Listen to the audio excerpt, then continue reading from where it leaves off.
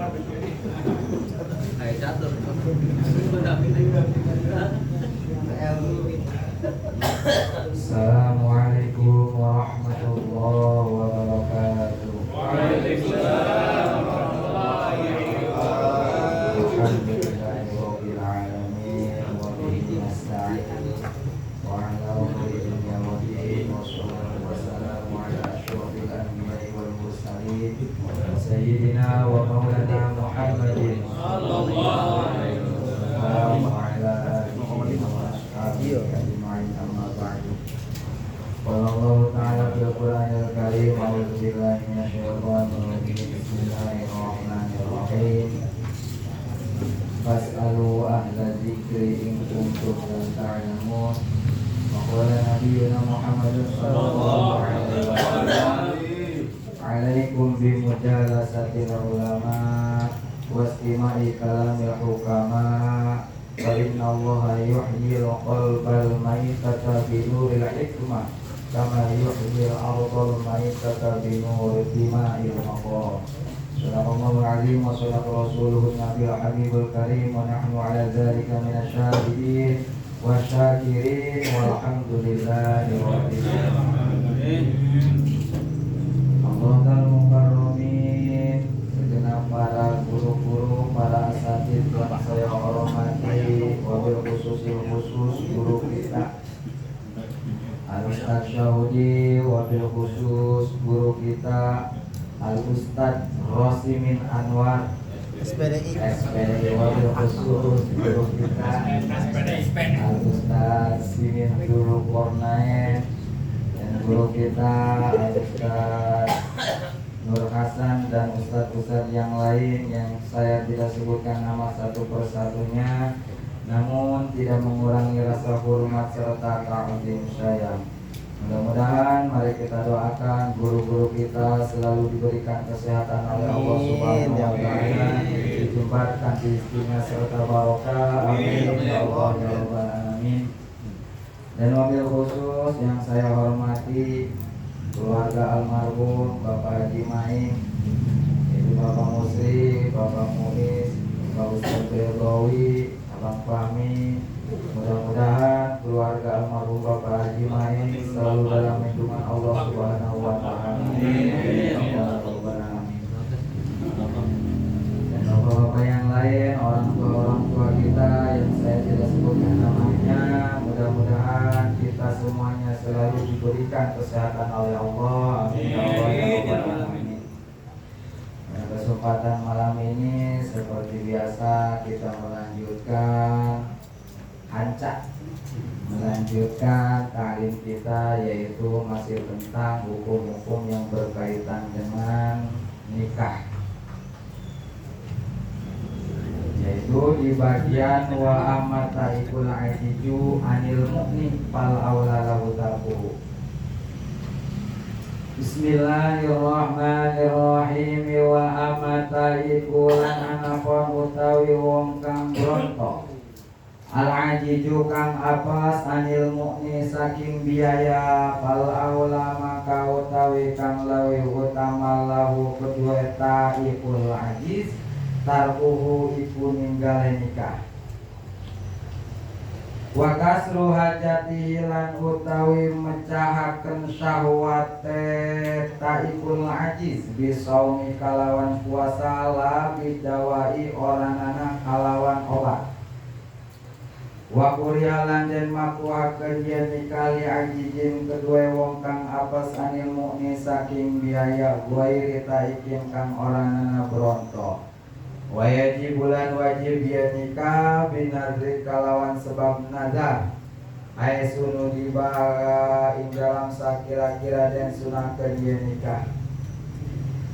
Wasunalan dan sunahkeun nadru kulin opo ningali saban-saban sawiji minazaujaini saking bojororo ba'dal azmi dalam sawisene ngazam ala nikahi ing atase nikah wa qadal khitbati lan dalam sadurunge ngalaman al-akhara ingkang weweneh Wairo auratin salian aurat muqarraratin kang den tetepkeun bi syuruti sholati ing dalam pirang-pirang syarat salat.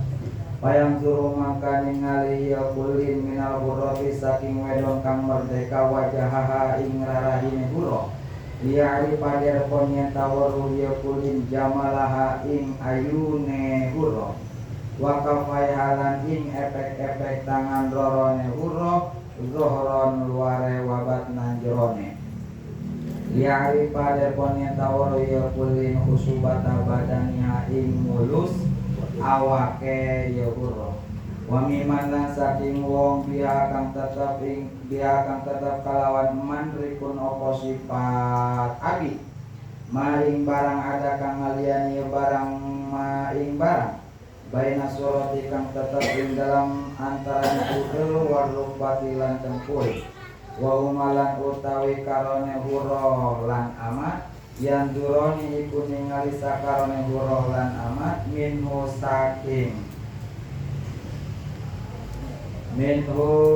saking ma zalika ing mengkono ma baina surati wa rukbah.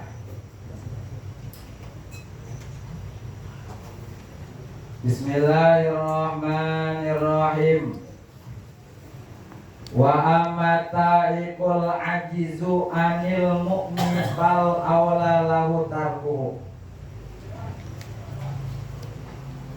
Bagaimana jika seseorang sudah punya keinginan pengen nikah tapi tidak mampu terhadap biaya? Mas kawin kagak ada, uang dapur kagak ada. Lagi mau beli gawe tadi lah. Aman sok kelihatan. Bapak Ami. Modalnya pedang. Itu bagaimana? Kawin pengen, biaya mas kawin serawang dapur gak ada.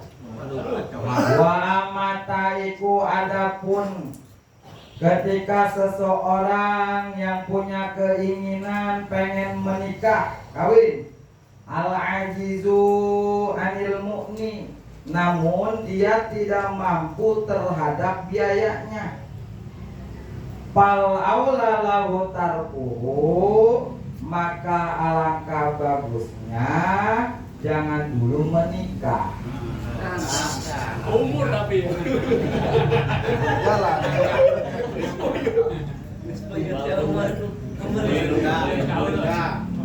Jangan beli HS mulu. Jangan dulu nikah. Terus gimana cara menghilangkan syahwat? Siang malam keras, puasa ya. tidak tersalurkan. Bagaimana caranya menghilangkan syahwatnya? Puasa. Wa kasru hajatihi, untuk menghilangkan syahwatnya itu bisaumi, harus melaksanakan puasa. Bukan kerja, harus puasa. Puasa sambil kerja. Double. Untuk menghilangkan syahwatnya itu harus melaksanakan puasa.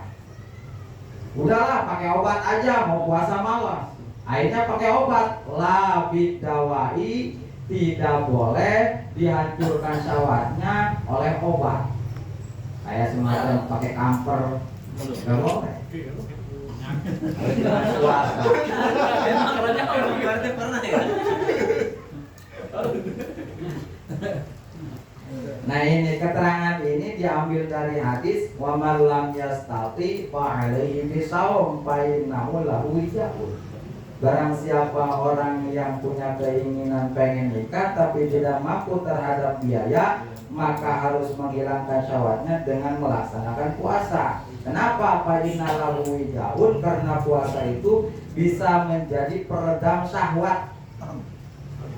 Nah, Jadi puasanya harus muti. Waduh, ibu beda yo. pasir teh kan. Pakai nasi doang makan. Seminggu doang. Diet cuma diet. Intermittent kan. Nah itu alangkah baiknya ketika seseorang pengen nikah tapi tidak mampu biaya, maka jangan dulu untuk menghancurkan syahwatnya dengan puasa. Wa kuriha li'ajizin anil mu'ni ghairi taikin. Wa kuriha dimakruhkan li'ajizin bagi seseorang yang tidak mampu terhadap biaya, baik mas kawin ataupun nafkah setiap harinya, serah uang dapur, tidak mampu. Anil mu'ni dari biaya, ghairi taikin, dan juga tidak terlalu pengen, biasa-biasa aja, pengen kagak. Memang sudah keadaannya memang tidak ada biaya untuk kawin. Nah itu dipaksa menikah, itu hukumnya makruh. Misalkan lagi di pondok, betah-betahnya ngaji, suruh pulang, ternyata dikawinin sama orang tua. Nah, itu makruh. Tahu memang bidin meren. Aduh.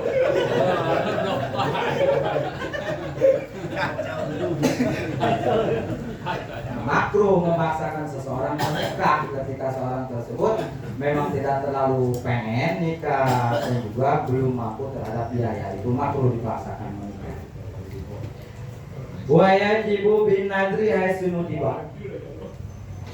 Nah sekarang contohnya umpama Kijaid nazar.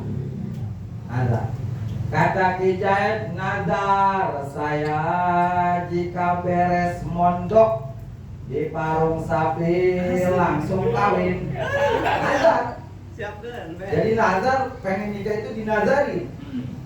Nazar saya, kata Kijaid, bukan kata saya. Nazar saya kalau beres mondok di Parung Sapi langsung kawin. Nah itu bagaimana hukumnya dinazarkan? Wa yajibu bin nadri, wajib langsung menikah itu Kijaid bin nadri dengan sebab dinazarkan. Yang tadinya sunnah hukumnya berhubung dinazarkan jadi wajib hukumnya. Tapi hai sunudibah, sekiranya sudah disunahkan bagi Kijaid. Maksud daripada sudah disunahkan, bi'an kanata ikon qadirin alal mu'nah. Kijaidnya memang sudah pas pengen menikah, goirita qadirin alal mu'nati, dan juga mampu terhadap biaya, beres di pondok pesantren kubro langsung akad nikah, itu hukumnya wajib. Ini mah baru beres namatin kitab awamil ataupun baru beres ngaji iqra, nazar nikah. Itu belum termasuk haitsunudibah. Sekalipun dinazarkan tetap saja tidak bisa langsung dikawinkan karena belum termasuk haitsunudibah, disunahkan. Jadi kalau nikah dinazarkan sekiranya sudah termasuk kesunahan dinikahkan, sudah pengen bahkan mampu terhadap biaya, itu wajib hukum. Kalau sekiranya masih kecil, masih umur 15 tahun nazar nikah, umur 17 nazar nikah, belum mampu terhadap biaya, belum terlalu pengen nikah, itu jangan dulu dinikahkan. Wa sunnah nazru kullin minaz zawjaini. Nah ini hukum nyurpai calon laki-laki, jadi boleh menyurpai ke ceweknya. Jadi disunahkan melihat kondisi fisik dari calon pasangan. Ngajak.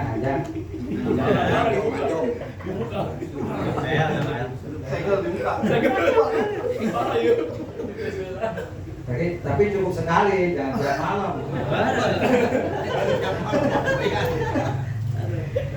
Nah sekarang bagaimana ketika seseorang mau kawin, mau menikah? Nah apakah boleh dilihat-lihat dulu sama orang tersebut si ceweknya? Wa sunnah, disunahkan nazru kulin, melihat satu persatu minaz zaujaini, baik dari calon pengantin laki-laki dan juga pengantin wanita ba'dal azmi ala nikahi, sesudah punya cita-cita pengen sama itu si cewek. Jadi udah ada azam, udah ada niat memang si cewek tersebut, si wanita tersebut bakal dinikahi. Kalau hanya dipermainkan doang perasaannya ya. Waqadal khitbati, dan juga sebelum adanya lamaran. Jadi surupayang ini sebelum adanya lamaran dan juga sudah ada keinginan di dalam hati diniatkan dia bakal dijadikan istri, baru disunahkan disurpai dulu. Al-akhara, melihat yang lainnya, seperti misalkan wanitanya punya tete atau punya adek, itu yang dilihat tete sama adeknya. Kalau nggak ada dua-duanya, lihat si ceweknya langsung. Ghairu auratin muqarraratin fi syurutis shalah, kecuali tidak boleh dilihat selain daripada aurat yang sudah ditetapkan dalam persyaratan sholat. Jadi kalau wanita itu syarat sahnya itu menutupi seluruh auratnya, jamiul badan. Jadi yang boleh terlihat aurat, yang boleh terlihat dalam sholat itu hanya wajah dan juga telapak tangan. Yang boleh dilihat oleh calon pengantin laki-laki itu hanya sekedar wajah dan telapak tangannya.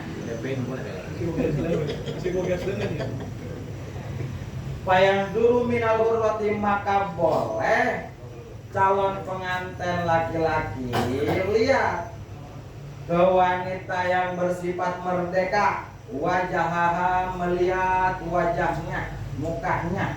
Tujuan liya'rifa jamalaha, supaya pengen tahu. Kalau pakai cadar, Ini cewek cantik apa enggak? Buka dulu cadar. Karena sunnah. bukan sumbing.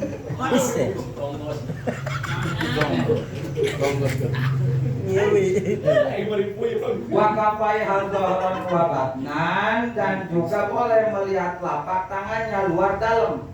Jadi ini luar sama dalamnya. Tujuannya dia ripa khusus kata badannya, supaya tahu mulus apa kagak badannya. Kelihatan dari tangannya.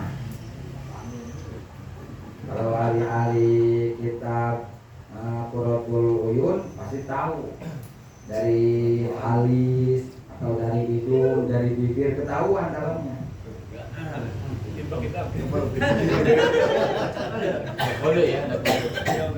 Hanya sekedar melihat, tidak boleh dipegang. Wa mimman biharikun ma'ada ma baina surrati wa rubbati. Ketika seseorang punya keinginan pengen menikahi satu amat. Amat itu wanita yang bersifat budak. Kalau amat itu boleh dilihatnya dari pusar ke atas, walaupun dia cewek, dari pusar ke atas, dari lutut ke bawah. Walaupun si gunung dua kemana-mana kelihatan sama si laki-laki boleh, karena dia amat. Amat itu aurat dalam sholatnya sama dengan laki-laki, ma baina surrati warub, di antara pusar sampai lutut, berarti dari pusar ke atas boleh dilihat, dari lutut ke bawah. Gunung dua kelihatan juga gak apa-apa, karena muqarraratin di sholat aurat amat dalam sholat itu sama seperti laki-laki. Udah ya.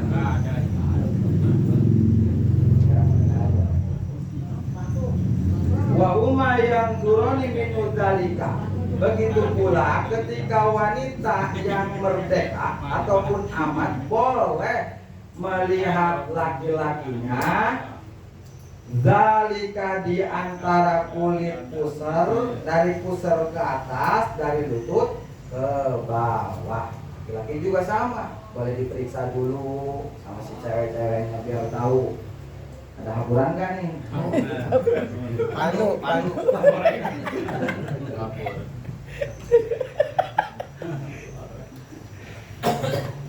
Wala buta fihi lin nadri min tayakuni khuluwiha min nikahin wa iddatin.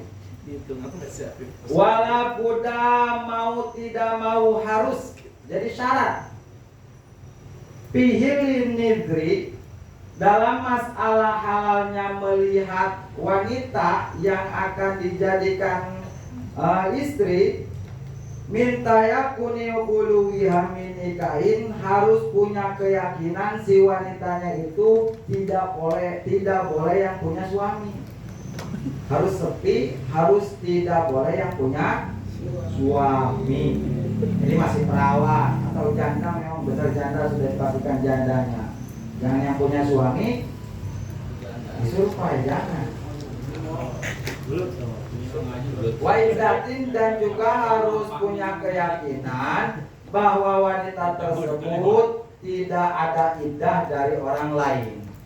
Jadi harus beresin dulu iddahnya. Kalau misalkan janda harus diperiksa dulu, jangan dalam keadaan masa iddah, karena dikhawatirkan akan dirujuk lagi oleh sang suaminya. Wa alla yagliba ala adhoniya anahu la yujabu, dan juga harus punya prasangka kita akan diterimanya, seperti sakupu, bahasanya sakupu. Seperti kalau santri ke santri lagi, sudah dipastikan diterimanya. Wa alla yagliba ala dhoni annahu la yujabu, buang napi la dibuang, la yujabu dibuang. Wa ayyagliba ala dhoni annahu yujabu, harus punya sangka. Kalau pengen survei dulu, harus punya sangka dalam hatinya bahwa dia bakal diterima. Jangan nyurpai ke anak gubernur, anak presiden, itu jauh gak bakal diterima. Wa nudiba liman la yatayasaru lahu nadru, wallahu a'lamu bishawab. Assalamualaikum warahmatullahi wabarakatuh. Waalaikumsalam warahmatullahi wabarakatuh. Alhamdulillah, dosa kita mengikuti taklim dengan materi masih bab nikah.